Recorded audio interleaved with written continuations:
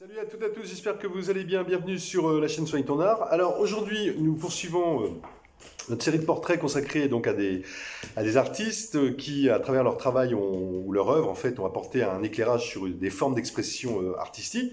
Aujourd'hui, on va parler du mouvement Cobra, qui a vu le jour juste après la Seconde Guerre mondiale en 1948, qui a réuni pendant 3 ans des artistes danois, néerlandais et belges. Alors pourquoi cette vidéo sur le mouvement Cobra?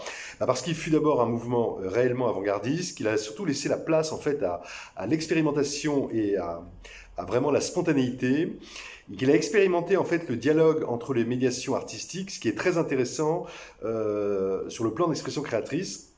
Et que ça peut être très intéressant aussi, comment dire, comme d'un point de vue influence, par exemple, pour des dispositifs dans le champ des thérapies par l'art. Alors, au sommaire de cette vidéo, Cobra ou Copenhague, Bruxelles et Amsterdam. Ensuite, nous verrons une expression artistique multidisciplinaire et collective. Ensuite, une expression créatrice hors norme et hors convention. Enfin, on finira la vidéo au sujet de Asger Jorn, qui était véritablement l'inspirateur du Cobra.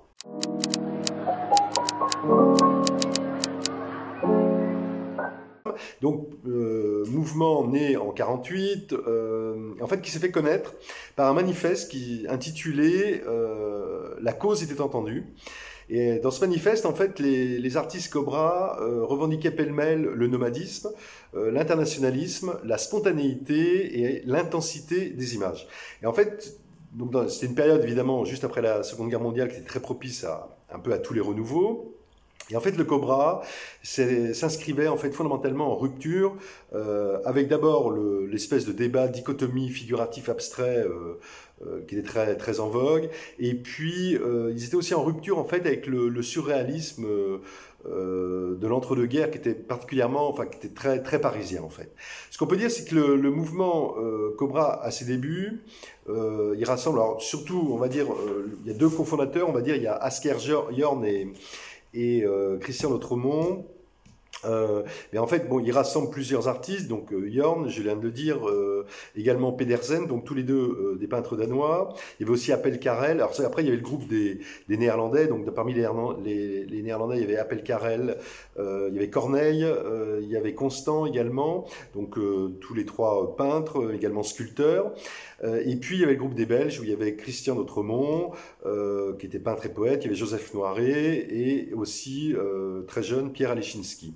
Alors après, il y a eu d'autres artistes qui se sont joints au Cobra, mais de manière moins, on va dire plutôt épisodique, de manière ils joignaient de temps en temps, quoi. Ce qu'on peut dire, c'est que le Cobra, alors Cobra d'abord, c'est donc les initiales, c'est l'acronyme qui reprend les initiales Copenhague, Bruxelles et Amsterdam.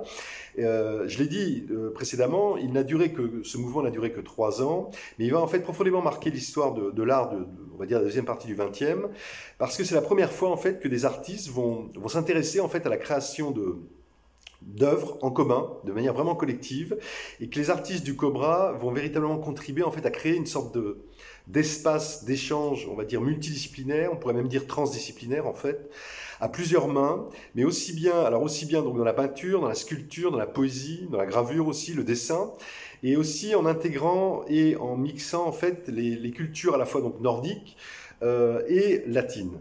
Et ils vont créer ainsi une dynamique en fait et développer de véritables interactions entre eux, en confrontant en fait leur langage et leurs outils. Donc une véritable sorte de regard croisé et une mise en application par la création.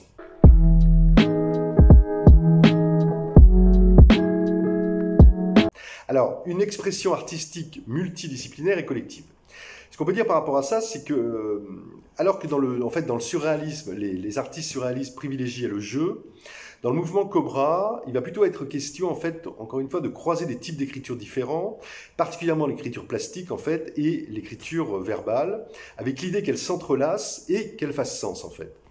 L'objectif en fait des artistes Cobra, c'est en fait d'essayer de pousser à l'extrême l'art collectif, notamment en fait en faisant rencontrer les différents artistes qui composent le mouvement. Alors il y aura des duos qui vont se former, qui vont beaucoup créer. Je pense notamment à Jorn et d'Autremont. Il y aura aussi d'Autremont à Leschinski. Enfin, tous vont le faire à des degrés divers, avec l'idée en fait pour exercer selon leurs propres termes. Et là, je vais reprendre un peu leur motto: la peinture à deux pinceaux, l'écriture à deux pensées.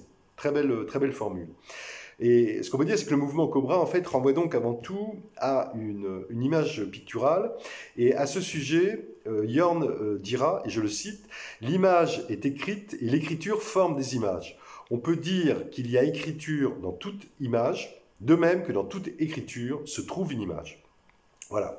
Et pour donner un exemple, d'Autremont et Leschinski, dont je parlais tout à l'heure, ils vont ainsi réaliser par exemple ce qu'ils vont appeler des écritures peintures, ils vont réaliser ce qu'ils appelaient aussi des jeux d'encre et des jeux de mots, ils vont réaliser des logogrammes qui vont, tous ces jeux, relever tout autant en fait de l'écriture que du dessin.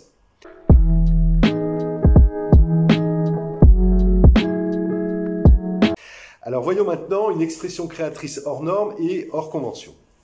Ce qu'on peut dire, c'est que ce courant artistique avant-gardiste, donc de l'après-guerre, avait également comme objectif, en fait, ça c'était vraiment aussi l'idée sous-jacente, c'était d'essayer de construire un art nouveau, fondé fondamentalement sur l'expérimentation de la liberté. Alors de liberté créatrice évidemment, avec l'idée majeure de penser que l'expression créatrice peut devenir un langage universel à partir du moment où elle est hors norme et hors convention. Et pour cette raison, en fait, les artistes du Cobra, ils vont beaucoup puiser dans l'art préhistorique, dans l'art primitif, dans l'art naïf, dans les créations d'enfants et aussi dans l'art psychopathologique. Et pour s'exprimer, ils vont utiliser de la peinture à l'huile, mais aussi de la gouache, de l'aquarelle, des dessins, de la gravure, avec l'idée que les créations sont le plus souvent très colorées, avec des couleurs très vives, et des thématiques qui vont un peu porter sur... majoritairement, on pourrait dire, sur la femme, sur les enfants, sur la nature, et que la majorité des œuvres, en fait, sont empreintes fondamentalement de spontanéité, une grande liberté de créer, sans calcul et surtout sans code, en fait. Plutôt, vraiment, il n'y a pas de code. Et ce qu'on peut dire aussi, c'est que, outre les œuvres collectives, les artistes du Cobra vont organiser des expositions. Ils vont aussi créer une revue du même nom en 1949 qui va rassembler des documents, des textes en prose, des réflexions sur l'écriture, sur l'art populaire, sur le cinéma, en fait en s'appuyant un peu sur la démarche de la révolution surréaliste. Mais contrairement aux surréalistes, encore une fois, les artistes Cobra, ils veulent surtout laisser place à l'expérimentation et la spontanéité sans que le rêve, en fait, ne supplante la vie. Et là, je vais les citer, ça faisait partie de leur manifeste. Ils écrivaient « Notre expérimentation cherche à laisser s'exprimer la pensée spontanément, hors de tout contrôle exercé par la raison. Par le moyen de cette spontanéité irrationnelle, nous atteignons la source vitale de l'être. Notre but est d'échapper au règne de la raison pour aboutir au règne de la vie. » Ça pourrait être vraiment, encore une fois, ça à remettre un peu en perspective par rapport à ce qu'on peut chercher à faire en fait dans les thérapies par l'art, et c'est vraiment très juste. Enfin, ce qu'on peut dire, c'est que proche des valeurs plutôt du communisme, dont en fait ils vont rapidement s'éloigner en critiquant notamment le dirigisme trop marqué au sein du communisme. En fait, le mouvement Cobra, enfin les artistes du Cobra, vont finalement se définir en fait comme surréalistes révolutionnaires.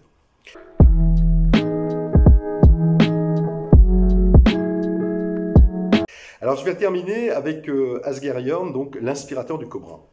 Parce que pour être vraiment complet sur le Cobra, il est important de dire quelques mots sur Jorn, qui fut encore une fois l'un des cofondateurs avec D'Autremont, et qui fut surtout l'inspirateur du mouvement, et en fait, d'une certaine façon, on peut dire le leader. Alors de son vrai nom, Asger Olof Jorgensen, Jorn fut très tôt en fait un véritable artiste, il se qualifiait ainsi de spontanéiste, c'est-à-dire pleinement engagé en fait dans une expression libre et totale.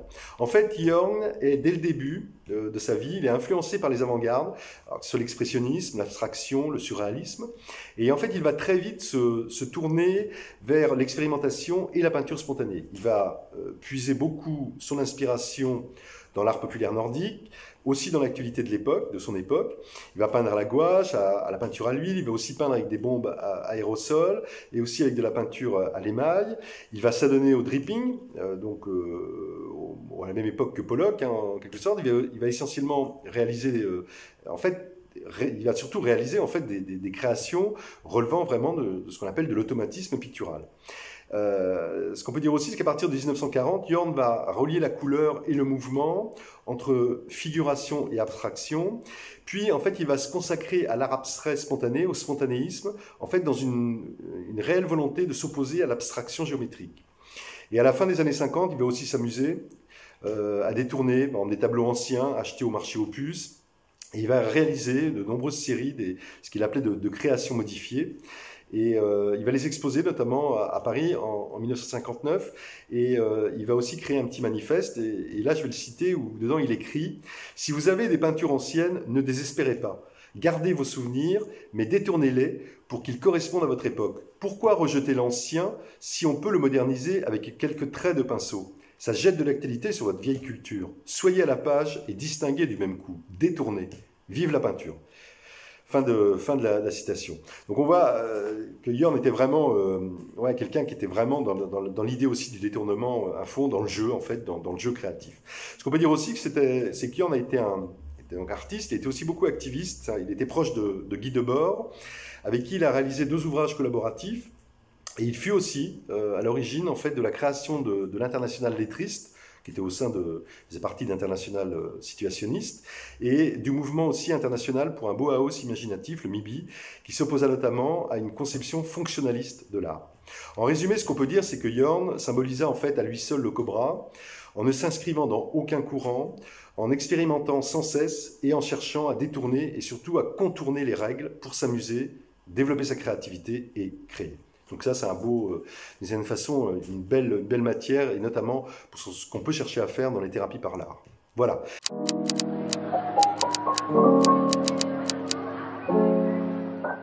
Alors, à lire, essai sur le mouvement Cobra, l'emploi de la couleur chez Asger Jorn, Karel Appel et Pierre Lechinski, un livre de Pierre Lotte, publié en 1996, Le Cobra, de Pierre Descargues, publié en 1998, Cobra, Copenhague, Bruxelles, Amsterdam de Willem Stokowitz, publié en 2001. Pour la forme, alors là c'est un livre écrit par Asger Jorn, publié en 2001. Cobra de Michel Draguet et Anne Adrians Panier, publié en 2008. Enfin, Asger Jorn, un artiste libre, d'Aurélie Couvreur et de Florence Friedrich, publié en 2012. Voilà.